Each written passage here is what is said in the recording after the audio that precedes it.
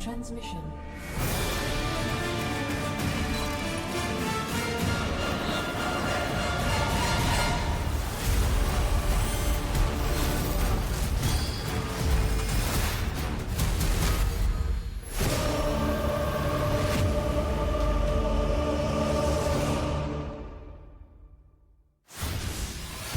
Hello, everybody. Welcome back to another day here at the GSL. It is just one more day before the final day. We're going to wrap up the round of 8, and from there, next Sunday, we're going to go into the round of 4 in the finals. Yeah, just one last group stage, and this is going to be a stacked one today. Maru, Rogue, Shin, and Zoun as we decide the final 2 players going into the round of 4 offline finals. And we were talking about this just before we went live. How funny would it be if Maru and Shin advance today, we get the exact same round of 4 that we had last season? I can't remember the last time, if it's ever happened, if we've had 2 back-to-back GSLs with the same top 4, but we might get that this season. We totally could get that, which would be hilarious. That would be very, very weird, but it is a real possibility. So we're going to be on the lookout for that here.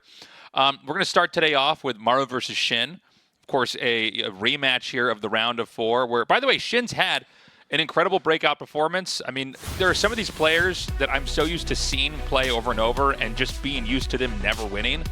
So it's going to be interesting to see if Shin can do it again here tonight. Guys, be sure to join us on the finals here and the semifinals. That's on the 7th of next month. Tickets go on sale Monday. They will sell out. They always sell out. So be ready to buy some, and we will see you down here. Pick up those tickets the moment that they go on sale there on June 1st, 5 p.m. KST. All the information that you need is right there on the screen. So we can only sell about 170 tickets. And yeah, that's all I got to say about the tickets here. Yeah, well, it's going to be fun. It was honestly really special to just have everybody down here for the offline event. You know, we don't have a ton of offline stuff for StarCraft 2 these days. So the fact that we are going to have another one coming up here is exciting. Consider supporting the GSL. You can get Code A Basic or Code S Plus. That's on the SOOP website/app. And you can also sign up for the Patreon if that's something that you use and that's a little bit easier for you, a little bit less friction for you. That's another way to support us here. Yeah, whichever way you choose to support doesn't really matter in terms of the overall crowdfunding goals. You can see the perks that you have right there on the screen as everything eventually gets combined into the same pool.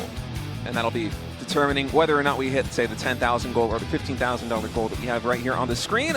So take a look at the crowdfunding goals and pledges for GSL in 2026. We've already reached the $6,000 a month benchmark, which delivers the GSL CK, an online event, twice per month. And should we reach $10,000 a month, that will guarantee a GSL Season 3 kickoff, which would just be awesome. Yeah, you can see we have 1, 2, 3, 4, 5, 6, 7, 8 squares filled. Maybe that last square is just needs, you know, it's just a little bit. It needs a like couple pixels. Yeah, 70 more bucks in there, 72 more bucks to fill that in. So if we get to 10K, that's going to be incredible here. So your support is appreciated, guys. Consider signing up. Already it feels like this has been going up and up and up ever since GSL Season 1, where we came back after, what was it, like almost a 1-year hiatus, if not actually 1 year. Yeah. We came back, and you guys have been constantly lending more support. We thank you for that. Let's take a look here at the matchups. Group B today, Maru, Rogue, Shin, and Zoun. The winners will be advancing into the round of 4, the semifinals and the finals, all taking place offline later on. Yeah, and this is quite the group. Again, we're going to see if we actually end up with that set of 4 players coming in here. Again, that would be hilarious. It is very, very possible. I guess the big question is going to be, you know, how is Rogue going to perform today? He's a bit more of the unknown here. Yeah, Rogue, you either see Rogue at like his championship caliber, or it seems like he fizzles out on group stages like this one. So I hope that we get Rogue at his best. Zoun also kind of a wild card. He had a very up and down 2025. There were moments where it felt like he was on top of the world, and then kind of like classic after the couple of patches, his style really wasn't playing well in the current meta. Instead, other Protoss players around the world have really been taking the mantle for the Protoss race. So Maru and Shin, absolutely the favorites coming into today. Maru and Shin actually be the first 2 facing off as Maru is getting ready for the first match. And I mean, what else can you say about Maru? This guy is the greatest Terran player of all time on any given day for like 12 plus years. He's been probably the best Terran player in the world. Yeah, I mean, many argue he's the best player of all time, you know, right up there with Cyril. But, you know, this guy is a killer. He has won So many GSLs, it's insane. And he could win another one here this time around. It was, basically the big upset of last season was that he didn't make it. And Shin had this blowout performance, which was just incredible. Yeah, Shin had lost the first 33 times that him and Maru played in a best-of-3 or greater series in tournament play, which is stupendous. I can't think of any other player matchup that actually had that kind of dynamic, where it was really just one player taking every single series. But Shin broke the curse at the offline finals. He did it with a live audience. He was a huge fan favorite because of it. And now we might be entering the year of Shin Tasteless. He was able to take down Maru. That's been really the one thing that's been holding him back for so long, it feels like. Can he do it again? Maru is one of those hurdles here that for a lot of players, it's just really hard for them to ever get past him. If you can beat Maru, you basically can go all the way. Shin, by the way, had the best play I've ever seen from him. I'm used to him consistently being one of the very best in the world, but like that whole finals that we casted, the round of 4 and the final game, was insane. Like, he was clearly very worthy of being the Season 1 champion here of 2026. Yeah, it was his best performance in the GSL ever. And now we're going to run it back here in the round of 8 for Season 2 in 2026. The map 1 is loaded in. It's going to be Old Republic with Maru spawning here in the top right as the blue Terran. Shin, the red Zerg in the bottom left. Okay. Let's get into it. Let's see what kind of game we're going to have with these two. You and I were talking before the broadcast started. This is probably going to be a long matchup with these two. These guys make for long games.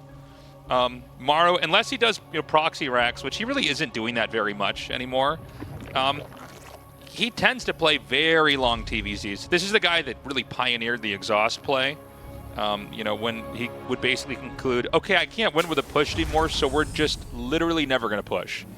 We're going to just play defensive, let Zerg fill in their bases. Terran's always going to be expanding a little bit slower. That's just the way the two races are designed. And then I'll take the last expansion while your bases are drying up. I'm not saying it has to happen this time around, but I would say like 50 to 40% of the games that Maru plays, in my head, are those kind of games. Yeah, and so much of that is because of the way that Maru approaches the early game. He's one of the greedier players just because it feels like Maru has the skills to survive situations that basically nobody can. He can go for a fast third command center and double engineering base super early on and somehow still miraculously survive something like a Roach Ravager all-in. And naturally, that kind of playstyle coming in there for Maru means that his power is going to be peaking in the late game. That is just where his strength lies. And occasionally, Maru will have a game where, maybe he will stumble a little bit holding on to whatever aggression the opponent throws at him, and that will knock him off his feet. He'll drop the map. Or maybe Maru will just find an edge early on, despite being super greedy. That allows him to convert a win in the early game or in the mid game. But overall, for Maru, the win condition, almost always, it feels like it ultimately lies in the end game, because that is where he is the best in the world. Yeah, he's just so good at what he does. So this is honestly a little bit greedy here from Maru. CC on the low ground. And it's going to be paired with a 1-1-1. Well, I shouldn't. Maybe I'm being a little bit too deterministic. It looks like it'll be paired with a 1-1-1. There are some builds we've seen lately where people are two-basing. Two-basing becoming very, very popular here with Terran in general. A lot of just locking in, pushing, SCV pulls, stuff like that. Although, again, I think that's a little bit more of like kind of a Cure or a Beyond style, not so much a Maru style. Yeah, I wonder if the pendulum is ever going to swing back towards the CC first 8 racks play that we used to see a lot in the GSL, because it feels like it's pretty good against a lot of the styles that Zerg is trying to deploy in 2026, but we still don't see it very often. We'll see if Maru is going to be delivering anything like that here in game number 1 between these two. For now, just 1-1-1 development here for Maru, throwing down a Tech Lab. Likely going to be Banshees and Hellions to start things out. Just getting a little bit of map control, potentially getting a little bit of economic damage done on Shin's side of the board as Maru develops back at home. Okay, so he's going to try to... It's like every queen in the world is basically in position to try to get this over here. Can he actually kill the drone? Dude! No one has worked harder to get a third base up than Shin right now. Now, there's a ton of Lings here, and there are no... the Hellions are going to come in here. There's a chance Maru doesn't lift this up in time. Oh my god. Oh, he still hasn't noticed. The depot still doesn't get lifted. Netherlings in the main base and the natural expansion. A little bit of a disaster here for Maru, who's trying to get some damage done on the other side of the map already. 5 drones have fallen, but that is paltry compared to the number of SCVs that are getting pulled off the mineral lines that are falling to the Zerglings here in the main base. The first 2 Hellions pop out of the factory on the wrong side. They get cleaned up by these Zerglings. Shin, he right-clicks there on the command center, which doesn't get him any more SCV kills, but with this depot low on HP, we're going to have to send one more back to repair it. Oh. Yeah, one's enough if 3 Lings can only hit the depot, right? I think so. You know, that was insane. I mean, the amount of damage that Maru.8 there is hard to comprehend. Now, there were drones killed, about 6. Although, you know, I think 6 is pretty forgivable. I mean, it's going to be hard for the Terran to kind of get back on their feet. There's a nearly double worker count here for Shin. The Banshee's going to go across the map. I think he got Cloak. Is that correct?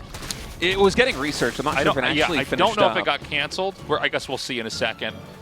But if he's got Cloak, he might be able to do a decent amount here. Yeah, no Cloak here. So it was canceled. And honestly, that makes sense given the way that Maru's had to basically fight to survive here in the early game because of that early Zergling attack coming in from Shin. Every resource is precious here as Maru. With only 25 SCVs, you cannot afford everything that you want to at this stage. And the priority is going to be needing to stabilize here back at home against whatever the next aggression will be from Shin. It seems like that's going to be basically mutiling Bane with the Spire already getting started. I'm sure we'll see a Baneling nest coming in after that. And oh, it's double armory. So I'm not sure if this was originally the plan coming into this game here for Maru, but after sustaining early damage, it looks like we're going to be getting mech play. Wow.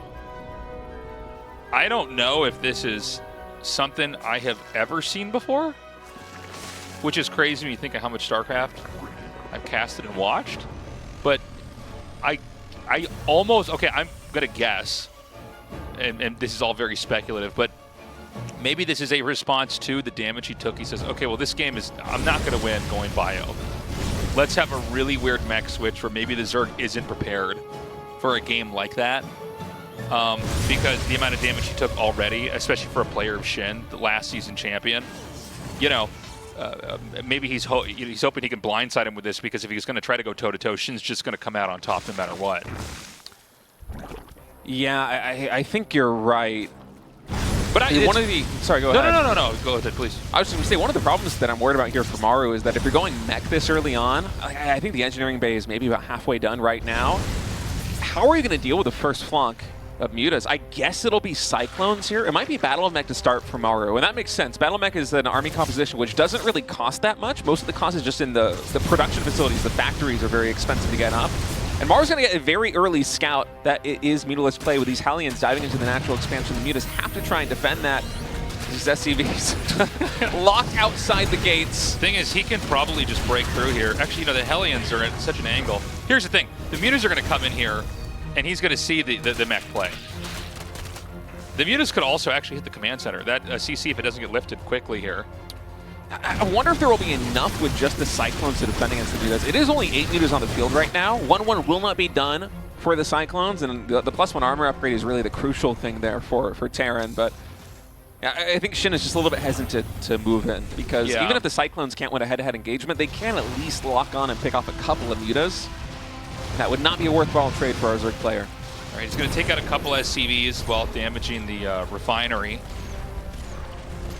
And this is going to be that really mobile mech style. It's, you know, if you covered the IDs up, I would have guessed Gumiho's in this if I just walked in here.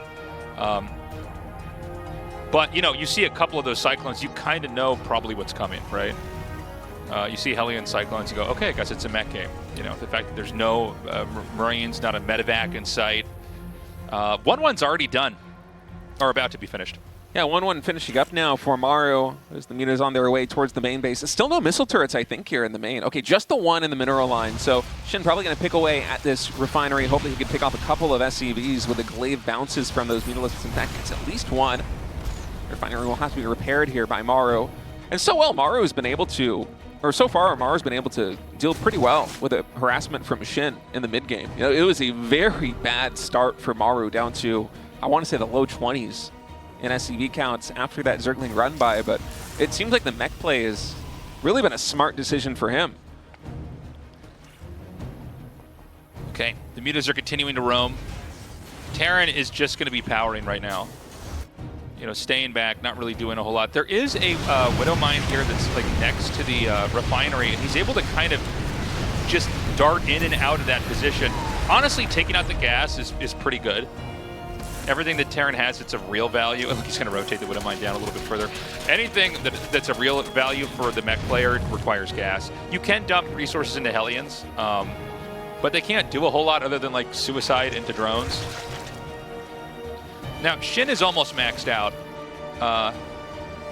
and I think it's going to be really hard for Maru to hold this. I don't know how many tanks are in this game. Are there tanks in this game even? I think it's just battle mech. It's mostly the Hellions and the Cyclones. Usually I look at like if the tanks are in large numbers and spread out, maybe they can hold this. Cyclones can like kite away, but I think that the Zerg's just going to take his maxed out army and chase Terran all the way into the natural and then all the way into the main. Right. Cyclones are kind of similar to Blink Stalkers in that you want them to be active on the map. Yeah. Because they're very mobile, they're very good at taking small engagements and kiting away without sustaining damage on their side, just getting a little bit of chip damage on the opponent. But if you back them into a corner, much like Blink Stalkers, they tend to not fare very well. If they don't have space to micro. When they actually have to rely on their HP to tank for them, it's usually pretty bad. So if Shin decides just to commit to some kind of high-tech timing, or even just go in with one first wave now that he's maxed and has a high-tech unlocked, and trade out all of the Roaches and Ravagers and Lings and Banelings that he's got in the field right now, I think that the punch that comes after that for Shin, once he remaxes with high-tech units, whether it be a couple of Vipers, whether it be with Corruptors and Broodlords, as the Greater Spire is now about halfway done, that might be the killing blow here. But even holding on against this first push will be difficult for Maru. Okay, he's going to move in a little bit further here. Oh, Shin forgot Baneling speed, I think. These are slow Banelings coming in. Baneling speed is not close to being done. Now, the funny thing is, Cyclones are actually a little bit faster than Banelings. Well, that's really funny. You know, not what I expected to see with these two. And he might have lost out on the whole timing there. Yeah, that's a lot of the wind out of the sails here for Shin. I mean, he succeeded in taking down the 4th expansion, which is important here for Shin to get done, and he will be remaxing with much more powerful units. Likely there will be some Broodlords added into the next mix, but yeah, just not getting the value connections there with the Banelings because they simply cannot close the distance on any of Maru's units is painful. I think Baneling speed being done there, we would have seen that command center lifted off, and we might be seeing you know, a situation where Maru's going to start to continue to lose, but for now, I mean, the Cyclones are going to be out on the map. These do get cornered, and that means it's going to be the end of that. Baneling speed should be finishing any second, right? Okay, yeah, he just got it done. It was like the moment that I looked for like when the upgrade was there. I was like, oh, is he not getting it? And then I looked back down and they're rolling. I'm like, okay. So he is going to morph Broodlords. Now, a lot of times when you see the Broodlord morph, what happens is that the other player just runs around and plays keep away and does counterattacks. I don't know if that's going to happen here, but otherwise I don't know how exactly Terran can fight this. We do have Thors coming, although they're not out yet. It's mostly Cyclones here for Anti-Air. In fact, it's only Cyclones for the Anti-Air, as the Widow Mines are never going to get close enough to these Broodlords to do meaningful damage. And that means that Shin can just use these Broodlords and focus fire the Cyclones exactly like he's doing. And there's no more answer coming in from Maru. The first couple of Thors working their way down the ramp as the Planetary Fortress at the 4th base is getting lower and lower in HP. Broodlords still standing strong. Most of the army has dissipated here for Maru. He is able to reinforce the Planetary Fortress with repair long enough for it to get some more damage done. And Shin's ground army is mostly gone. But the Broodlords, they're really starting to pay off. Yeah, I mean, these Broodlings are just spilling out and beginning to clean up these Thors. Nice juggling here. Although I think eventually the Corruptors are going to be able to take this out. And, you know, with still 2 Broodlords left, I mean, it's like 1 or 2 Broodling shots away from killing these Thors. Oh, they're all going to survive. All right, some more Lings coming in. If they focus fire down, they can get the 1 low HP Thor. This is literally 1 HP. Okay, I was like, please God, someone click on that. Well, he's still hitting this command center with these Corruptors. And he's going into Ling Hydra here. Probably not a bad idea. He should be able to overwhelm this. It looks like it's probably still going to be a slow, painful death here. But yeah, I mean, I don't know how on earth Maru could ever come back from this. Yeah, this looks so dire. The next punch is going to be so dangerous. I mean, look at the income advantage over the course of this entire game. It has been nothing but Shin. But, you know, Maru, he has succeeded in taking the 5th base. You know, he keeps taking these blows where he loses either an expansion or he loses his army or a mix of both. But he's still surviving. He's still in this. He's still at 150 supply in total. And Shin's going to try and take down this planetary fortress. With the Hydras, there should be enough DPS just to quickly dismantle this planetary. So that's one more base down here for Maru. But as long as Maru's able to hold on to these 4 expansions, I think he is still in this game. The problem is these Vipers, Abducts are going to be huge here, Tasteless. Yeah, he's going to pull these Thors right out, and they're just going to get obliterated by these Hydras. The Hydras continuing to push in. There's some tanks here in the back, which are going to be quite strong against the Hydras, but I think the Hydra count is so high, it's not going to matter. GG, Shin takes game 1. I'll tell you what, the Ling run by at the start was incredible. Timed out right when the Terran's going to be tunnel visioned on the Hellions. But forgetting Baneling's speed there did make for a kind of a sloppy ending. Yeah. You know, in the end, a win is a win, even if it was a little bit sloppy there in the mid-game by forgetting Baneling's speed with a Baneling timing attack. But hey, the Ling counterattack early on, it got so much damage done, nothing really mattered there. Shin's able to take game 1. You know, Maru, again, he won the first 33 best-of-X series that these two played Yeah. in StarCraft 2 history. Is Shin now going to tie the score with 33 back-to-back wins? Because he's close to winning his 2nd in a row here versus Maru. He's got to start it. He's got to start the combo. We're going to be casting this in 2030, and they're going to be all tied up. up. You know, Maru never beats Shin. I mean, Shin's so good. Oh, it is really cool, though, to see Shin actually delivering some performances like this versus Maru. It is match point again here in the 2nd series. These two have played against each other in the GSL. Shin winning the first one, I think 3-2 in the GSL Offline Finals in Season 1. And now so close to knocking Maru down to the lower match here in Group B. Will he be able to do it here in map number 2? Or will Maru tie this series up as Maru spawns in the top right as the blue Terran, Shin the red Zerg in the bottom left? Okay.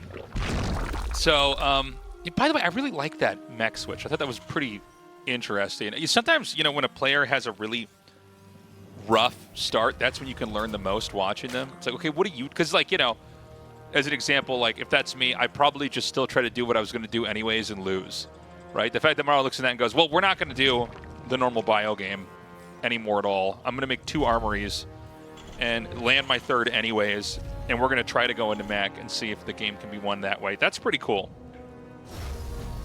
Yeah, that was a brilliant adjustment for Maru. It didn't work out in the end, but I guarantee you if Maru goes for the standard bio play after losing that many SCVs in the early game, he's going to have much worse odds actually winning that match. Double racks. So he's going to be going for the Reaper play here. This is the same thing as what Beyond used to do, except he's doing it in the main. So if he gets that Wallen up there, I guess there's no drone scout, so you know you're not going to immediately know what's coming. It's interesting to see this build coming back for Terran now in TBZ. You know, Yeah. it was in the meta for quite a while, especially when he would build barracks in the low ground, like Beyond used to back in the GSL days of a couple years before. But I feel like most of the TBZ series I've been seeing recently, we're getting this 2 racks build in the main base with the Reapers, and it's still a pretty low Reaper count that players generally go for. We're not getting usually the 4 or 5 Reapers that just try to guarantee there is no 3rd base for Zerg, possibly because Zerg players have been so good at going 2 base layer in the current TBT meta, but it is fun to see this mixed in again. I wonder how many Reapers Maru's going to make. Yeah, I've seen people stop at 3. I've seen people go all the way up to like 5 or 6 or 7. Now, he did show the first Reaper, but there's going to be Lings running around again. Yeah, the Lings are probably going to try and catch the command center as the center construction here, the natural expansion, but with this many Reapers, I would be surprised if Shin was able to force a cancel with this. We'll see, though. 2 Reapers already out. They're working their way across the map. And actually, no, Maru pulling one of the Reapers back. He suspects something. Well, I guess he sees no Lings, right? He goes, oh, okay. If there's no Ling at all, then I guess I gotta back up a little bit and just play it safe. But so this isn't gonna work. I mean, Lings are definitely gonna be on Maru's mind after that first game. Yeah, certainly. And oh, look how fast this third command center is here for Maru, throwing that down immediately after the third Reaper pops. I really like how he's playing this. He's going to try to come in here and get the Reaper. Now, Maru's pretty fast to respond. He's going to have some of these Lings target the SCV, so the SCV is going to get denied. The Lings can never catch the Reaper if Maru controls correctly. And obviously it's Maru, so that's going to happen here. The Lings come back, and he's going to have to send one more SCV down here. Did they get in the main? No. Just a little bit of delay here. And I'm not sure if the Lings actually spotted the third command center. No. They did not. Wow. And it's going to be Stim from there. Stim in a third barracks. This is a very interesting opening. I think he's going to go with that medevac-less timing attack. That it's kind of high risk, but it hits at a weird time. It's one of those. It's one of those attacks where you never run back. You just go all the way. You like try to kill the queens, then the roaches, then the drones, and hopefully you've kind of sandbagged them enough. And behind that, you're going to have your third base up and running, and looking pretty strong. Yeah, it's going to be one of those timing attacks where you basically just stim once and you full send it and try and trade everything out, because this will be 3 barracks with 2 tech labs, engineering base also done. Reapers, I'm not sure if they're able to actually delay this, but even just bruising the hatchery, although I don't see any queens coming, so it's possible that we force a cancel here with these 3 Reapers. Yeah, this is going really badly for Shin. Maru's playing a great game here. Yeah, +1 infantry weapons and combat shield starts up. So the timing that comes out with a bunch of Marines will have +1 infantry weapons, stim pack, and combat shields should Maru decide he wants to go for that opening. Yeah. He's going to try to run up here into the main, and he will suicide these in. You're not going to be able to deny the other base for that much longer. Any drones you can kill is going to be great. He does see that it's layer tech. Sees the 2 hatch layer, sees the roach horn. You can see it jiggling a little bit right there as it's researching roach speed. And we'll spot the 3rd hatchery. So you trade out 2 Reapers for that. I think it's a very good move by Maru. Just get the full scout off on the Zerg infrastructure. He knows exactly what kind of game this is going to be. And if Shin is expecting to get damage done with these roaches, which he might be, he's cut at 45 drones and he's really starting to pump the roach numbers up. I'm not sure that's going to work out. There are 2 tech labs here for Maru, and Shin's going to see the bio count here with this changeling, and he should know this is a 3 racks opening. Right. Okay. Yeah, you can tell he knows because the roaches are turning around. He's going to be moving out right now, and you can see he's leading with the Reaper. He's going to see the target. Shin is going to run around from behind. Oh, does he want to sandwich the bio maybe? I don't know. Does he have enough? Oh, wait. Is Maru backing up now? Huh. A little intricate dance here in the middle by both players. Oh, wow. Talk about good game sense. Okay, so he's going to back up here. And these roaches are going to run up. Now, he is going to be cleaning out a lot of this infantry, so this didn't really amount to very much.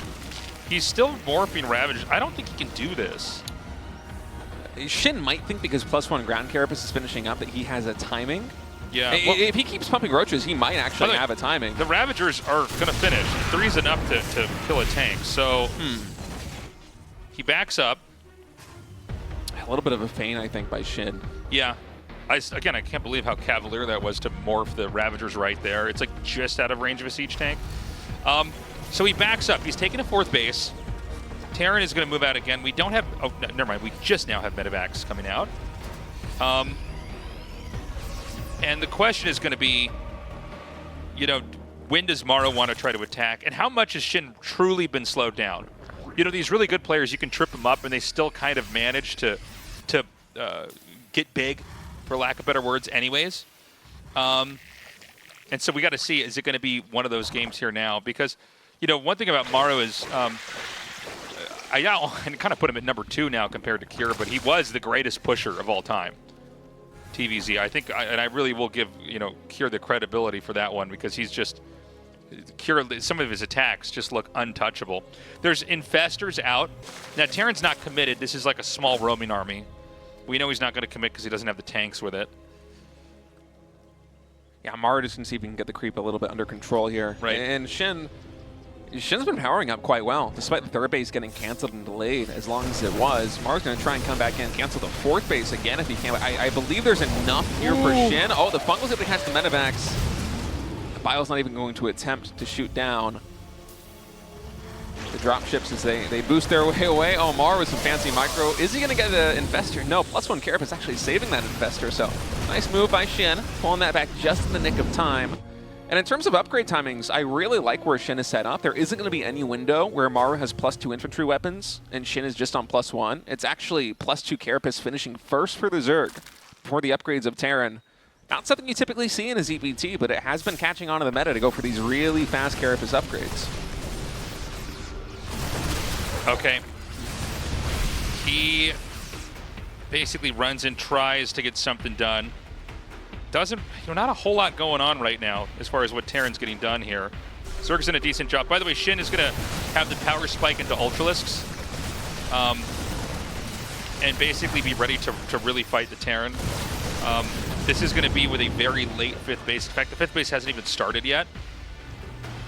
We want to watch carefully when the fights happen. How much value does he get with the Ultralisks? Sometimes we see players kind of throw the Ultras away, and when they lose a couple of Ultras, they really have lost their ability to break positions. The Ultras, when the chitinous plating's done, they can soak so much damage that you can kind of bomb your way into these positions that otherwise Terran would just kite their way out of. Right, but with Maru already going into Liberators and having a Marauder count as high as it already is, I think we almost have as many Marauders as we have Marines here for Maru. I'm not sure how much the Ultras are actually going to get done. It seems like Maru is actually navigating his army composition in such a way that he will be perfectly set up to deal with this kind of timing attack by Shin. So let's see what this is going to build up to, because I feel like with Ultras here as Zerg, you almost always want to try and hit a timing, especially with Microbial Shroud finishing up in just a minute. Those 2 Infestors, they should be very high in energy. They've only spent, I think, 1 or 2 Fungals on the medevac drops earlier on. So yeah, one of them full on energy, one of them nearly full. In Shin, even though there isn't a lot of static defense here, besides the Planetary Fortress and, a couple of depots to kind of clog up the pathing here for Zerg, he is going to have a hard time attacking in. Oh, especially if you lose the Infestors. One of them going to get sniped by Maru. Nicely done. Small price to pay to take that Infestor out. Shin's maxed out, so I would not be shocked if he comes in here. There is a Planetary here. He's going to try to bait out some of these Widow Mines. Really nicely done to unburrow those and then burrow them again. A totally whipped Fungal. Shin's going to commit, but I don't know if he's got enough.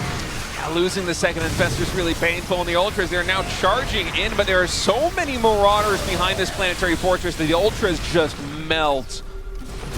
I mean, Maru just stomped that army, and now it's Roaches and Ravagers on the retreat. Maru's able to stem forward, pick off a lot of these retreating units, even another stim coming in for a section of this bio.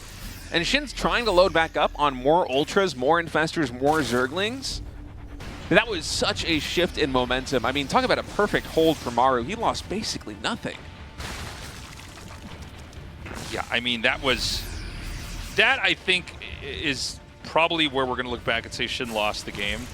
I'm not saying that he can't win from here, but actually I am saying he can't win from here. I just don't, when you see that Ultra play, I feel like if you don't get something done with that, the Terrans, almost on the same number of bases as you at this point in time. This looks like an army that Bomber would play with yeah. from like 10 years ago. There's 29 Marauders to 8 Marines. Yeah. Maru a moment ago was producing Marauders 5 at a time. Like, there's nothing but Marauders basically in these medevacs.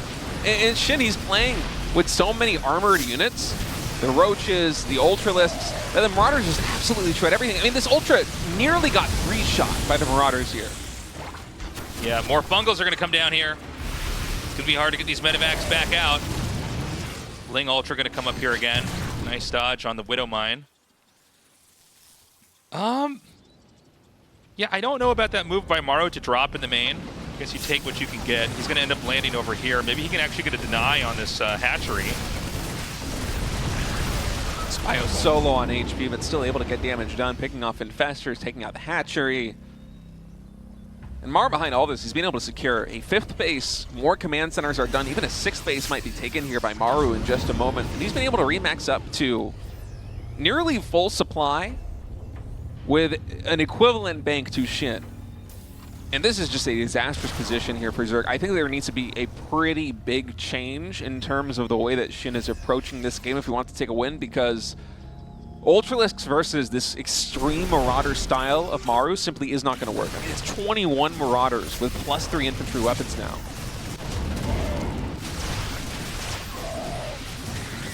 Okay, he is hitting this location in such a way that's going to be so annoying to try to chase this off. I mean, this is truly the perils of having melee units versus ranged units, right? Is that like it's so hard to ever get in and actually take them out. He has to hit both sides. And he doesn't seem to quite have the right amount on either side. Maru's going to take such a good exchange here. This is doing so much more damage than even I thought was possible in this position. Maru going to drop over here. Again, the moment the Ultras, in fact, he even runs back away before the pickup happens. Maru just getting so much damage done in the main base. Here at the third base, the hatchery is going to fall. Nothing can really touch these Marauders. Finally, now the Lings are able to come in and get us around, but there's so many Widow Mines set up. It is a literal minefield for Zerg to try and fight through. The Overseer and more Lings even getting taken out by that last Widow Mine. 10 kills on that mine as Maru's continuing to drop. And Maru can afford to lose these units. I don't think he cares very much about them. He's just trying to fish for one more hatchery, and he might get it. 60 HP. It's going to survive with 66 HP. And Maru's starting to push in here. And again, the Ultras are just getting thinned out. And, you know, it does seem like with the kind of a Roach, Ravager, Infester into Ultra play, like, you really have to make something happen as the late game starts. And if you don't, it's just going to be another TVZ where, you know, it's hard to fight that kiting tug of war that, you know, Maru probably is, you know, the very best at, you know, basically just bleeding you out over time. You can see the resources lost over the last couple of skirmishes, almost double in favor of Maru, and that hatchery gets killed, not canceled. And the forward expansion for Shin. Maru just absolutely everywhere right now, and you know he has his eyes set on trying to get the kill on the triangle expansion as well. It was at 66 HP earlier on. If Maru's able to work his way down there, a couple of shots from these Marauders will eventually be able to take it out.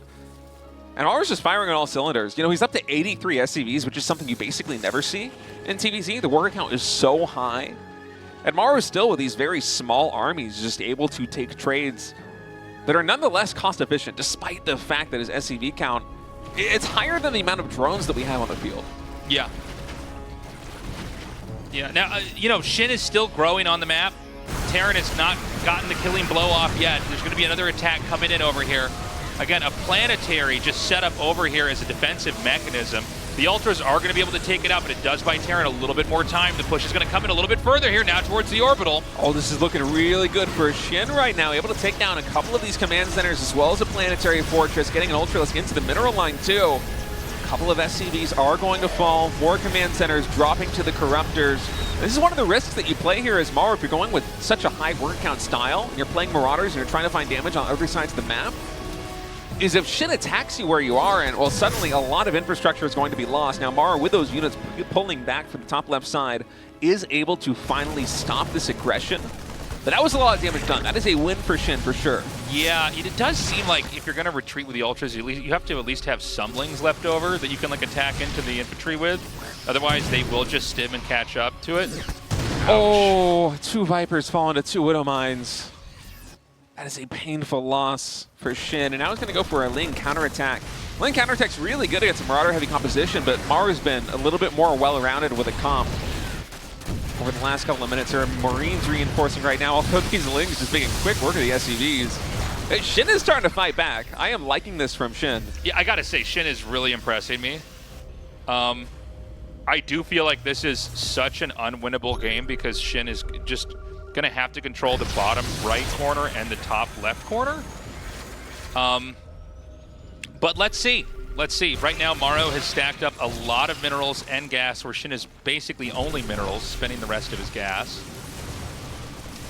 He's going to attack it again. Oh, really good fungals by Shin, connecting with basically all the ghosts. The Corruptors, they stutter step forward, able to pick off most of the medevacs, so Maru cannot evacuate out of this. Can the counter punch go all the way back to the base? He's got to be careful. Again, if you like I was saying before, you want to have some Lings for when it's time to retreat. Don't go so deep in that all the Lings are gone and you realize you've got 3 or 4 Ultras and you can't fight. He's going to just turn around for a second. I would not mind seeing like a bunch of spines made, maybe, at the 2 bases.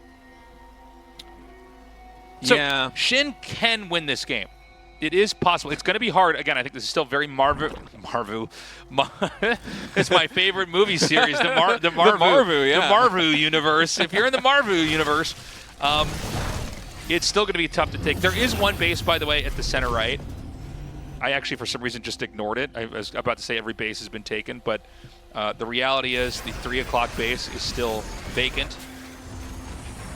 Yeah, Maru hasn't been able to expand past these 5 expansions for a very long time. The problem for Shin is that it's so hard to actually defend the top left and the bottom right corner. Now, Maru going to send out a small section of units like this, and this will get cleaned up by Shin, or almost get cleaned up. This is a surprisingly close fight between these Lings. Who wins this? I think the Lings just barely win. Wow, three Lings survive. I mean, that's a pretty cost-efficient trade there for Maru still. You know, he takes down a hatchery, he takes down a ton of Lings. The resources lost. Yeah, it's literally 1,000 for 1,000 right there. So it's as even a trade as it gets. And Shin just doesn't get the base up in the top left once more. Maru can just keep making moves like this. And if Maru is now able to secure the expansion over at the 3 o'clock position, in the center right, I am concerned for Shin. Yeah, he has to keep Terran off this base. Terran has to keep punishing the corners, but Zerg basically has to deny this base. It's going to be very tough. I feel like Maru never loses in games like this, by the way. It's rare that he does, but Shin is really starting to fight back right now with all this Baneling attack coming in. The command center, I think, going to get denied once more. Baneling's got some pretty good connections there on the bio. Most of the ghosts survive. There are still 9 ghosts out.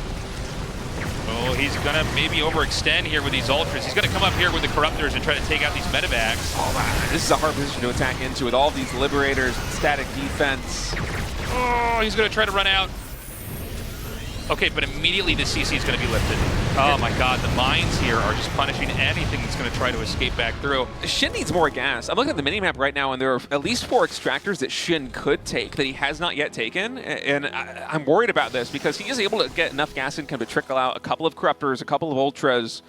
But right now, gas is the real bottleneck in the Zerg economy. I mean, 2.4k minerals. Are you just going to make Lings from here on out? There was a game in the finals that we casted, having this issue as well, where it's like he physically has access to the gas, right? I mean, you can look at his bank account and say, oh, he's out of gas, but it's like, that's not really the issue. The issue is he's not mining the other gases that he has.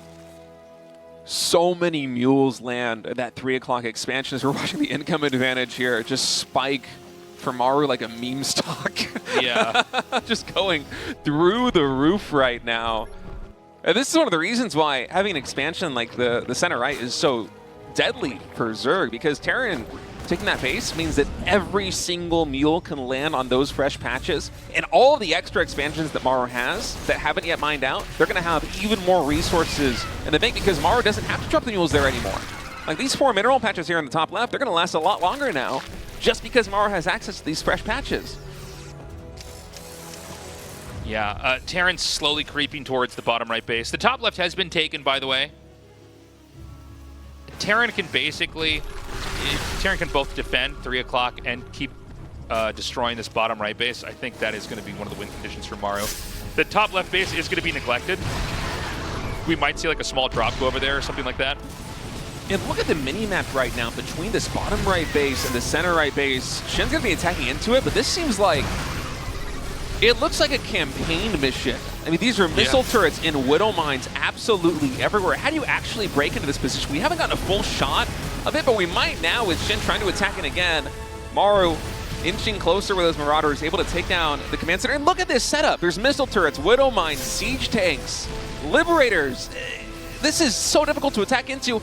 A command center is being built in the middle to turn into a planetary fortress.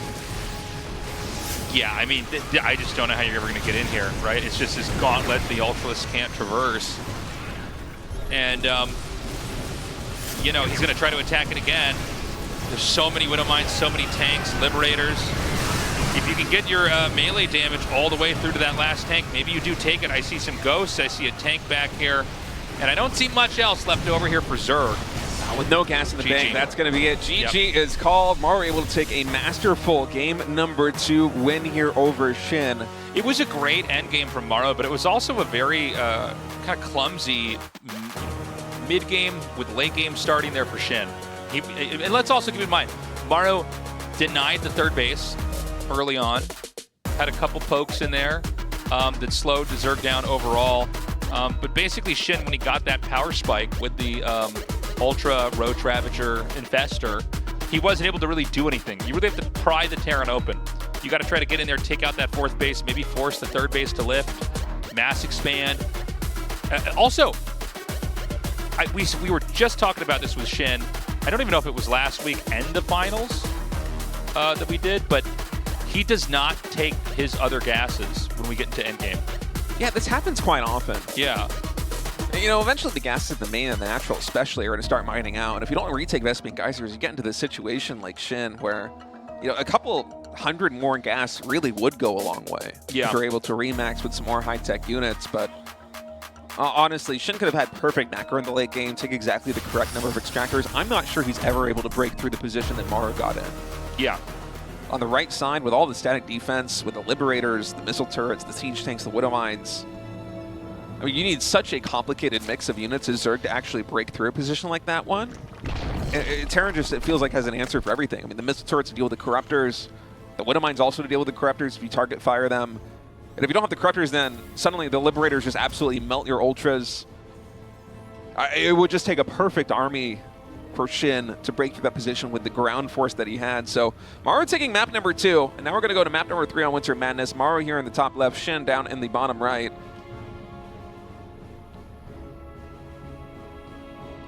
And I'm thinking back to game number 2, Shin really didn't accomplish anything that he wanted to with a fast Ultra move out, but I'm going to push back a little bit and say that I don't think Shin really made very many mistakes in the early game. Maru was able to delay the third expansion from Shin, and I think that was probably the most impactful thing. But besides that, Shin kind of made it to Ultras without a hitch. The problem was Maru had the perfect read on what Shin was going to do so early on that the Marauder count was basically the highest we've ever seen in at least any of the GSLs we've had over the past couple of years. I mean, having that many Ultras on the map, the moment that that many Marauders on the map, excuse me, the moment that the Ultras are getting on the field when it's like an Ultra Rush build like that one, it's almost unheard of. So Maru almost blind countered the expansion there from Shin, although it's even a stretch to call it a blind counter because Shin was already playing a Roach Ravager style, which the Marauders are excellent against.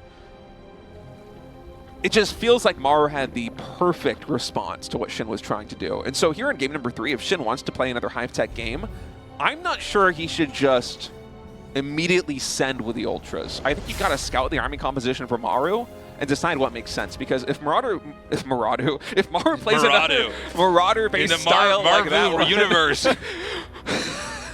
If Maru plays another Marauder-based style like that one, I think going into the Ultras that fast is just straight up a loss, unless you completely outwit your opponent. Yeah.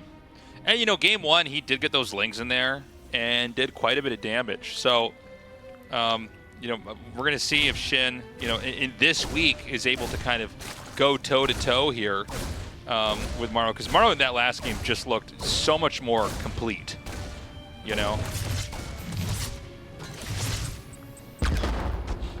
Okay, so the Reaper is going to be chased back here.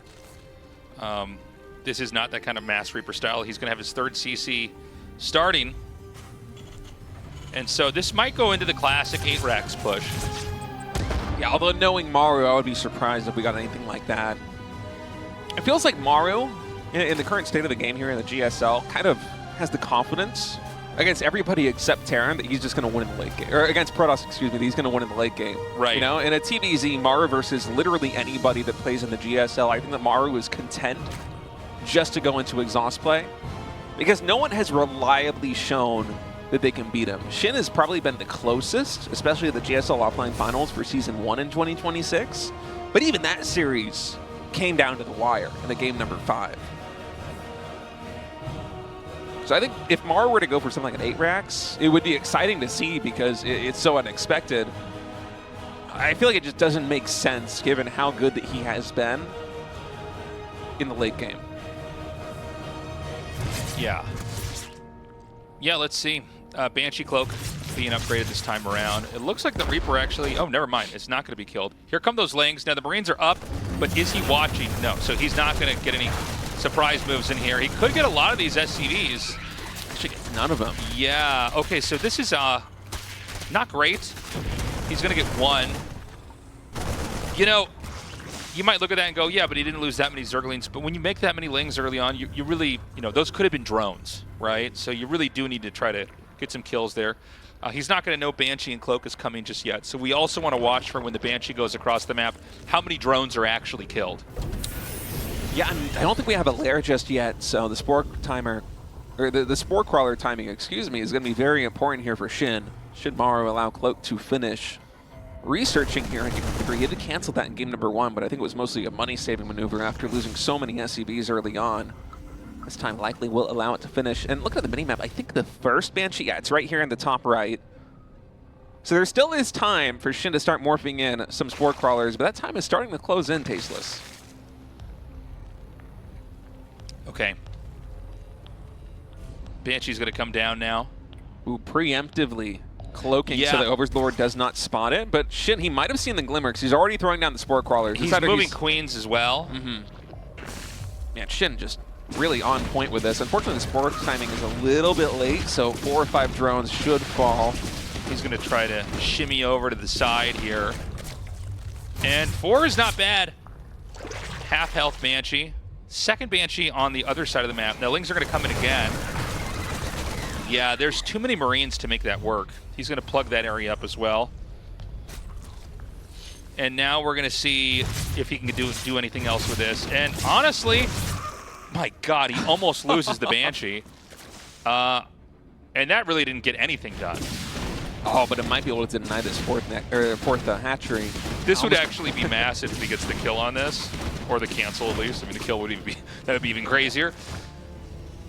At the very least, Maru's going to bruise it quite a bit, and it's still cloaked. Only about 6 energy left, so Maru eventually will need to kite away with this, but that is now going to be a target.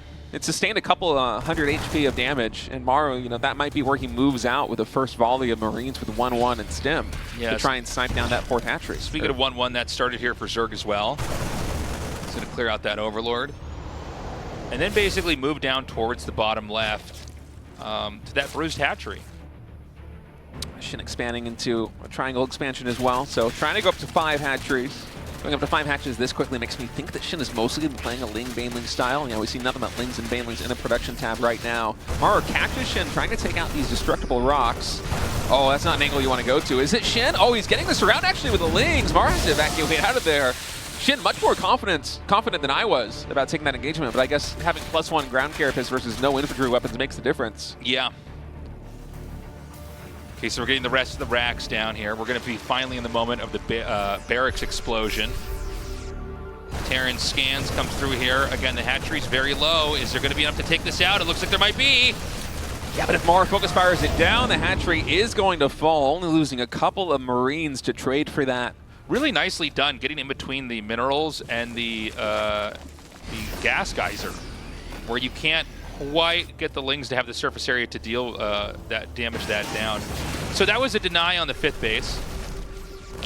Now Shin is getting a ton of Banes over here. Oh, and Shin's going into Hydralisks as well.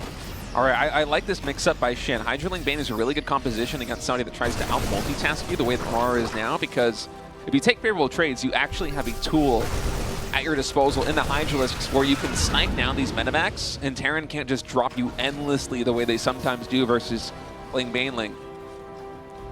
Yeah. Looks like we're going to have an unload over here. So Terran's still trying to push here into the bottom left. We're waiting for the Hydra tech to basically kick in here. And right now it's Terran again regrouping. A lot more Banes are coming. We do have the Hydras incorporated into the mix. Baneling speed is done in this game. This is a very committed attack over here. He could get another deny on this hatchery. I don't see Lings and Banes coming down to protect this. The damage is going to pile up pretty fast. I think the hatchery's basically gone. Oh, Ling get this round on the Marines there on the top right side, though, so a nice catch by Shin.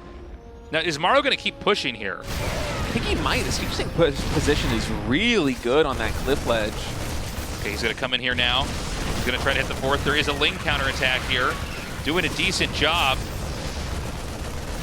Shin is going to expand into the 3 o'clock spot now to try to take his 5th base. And Shin's waiting until Carapace level 2 is done before he goes in for any sort of engagement. Just now it is finished. Shin ahead in upgrades right now. Pretty meaningful versus a early Marine composition here from Maru. Just a couple of siege tanks assisting.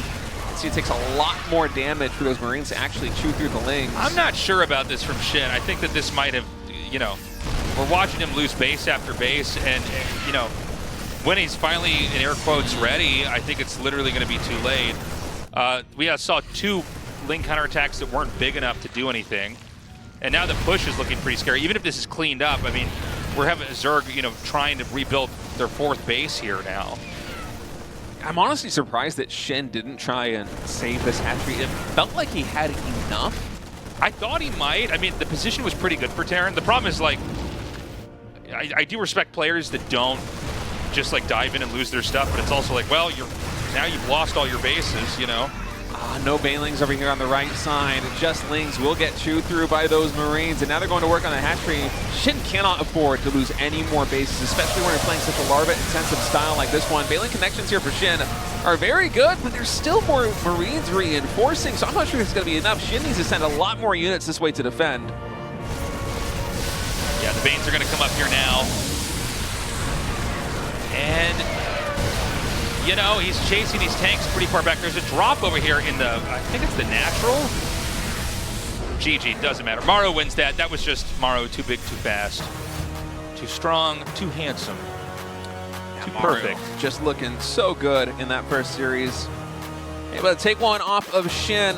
It was a very close battle over the course of those 3 games, but Maru just a little bit better, especially in the late game stages there in game number 2. And be advancing to the winner's match here in Group B. Yeah, I mean, Shin, the previous GSL champion, kind of getting a harsh reminder of who has historically been the stronger player. Maru coming out on top 2-1. Yeah, so Shin going to fall into the lower bracket here, the lower match, I should say, the elimination match, awaiting the loser of Zoun versus Rogue. That's going to be the next series. Honestly, Maru just looking in tip-top form. I was so impressed with the way that Maru played in the late game, particularly there in game number 2. And I know that like Maru has always been like the best late game player of all time. It's just kind of the way it is. Yeah. But my goodness, just a masterclass. We're going to take a short break. When we come back, a Zoun versus Rogue match for you.